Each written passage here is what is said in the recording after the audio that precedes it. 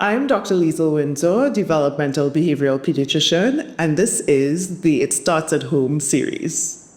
Let's talk about finding opportunities to play in everyday routines. From 0 to 5.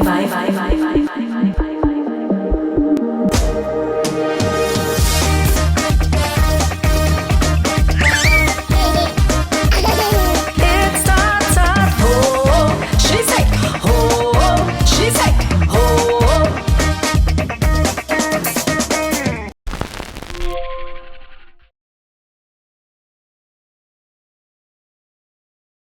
For many children who have developmental delays and differences, the recommendations for them to make progress include therapy. So, structured therapy, either speech, occupational, physical therapy.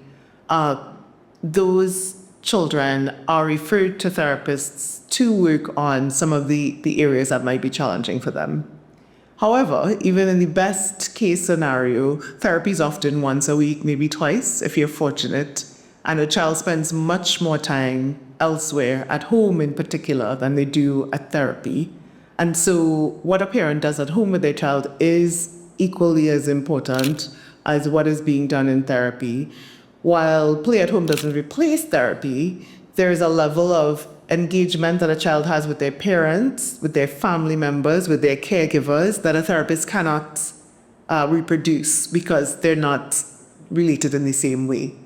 And so, even without the best toys or the fanciest house, parents can absolutely make a huge difference in their child's development by engaging them, by getting on their level, by talking to them, playing with them, finding things that that child is interested in as a starting point for play.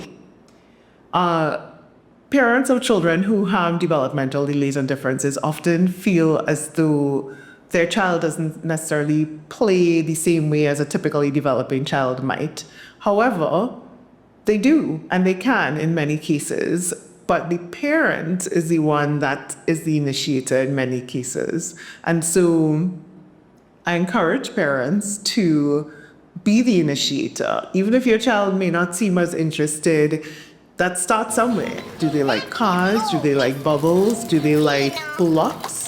If they love blocks, then we play with the blocks together. It doesn't have to be colors, letters, and numbers, shapes. We could be talking about how big the blocks are, how beautiful the tower is, things that the child is interested in. Those would be the places to get started in terms of finding opportunities to play with their child.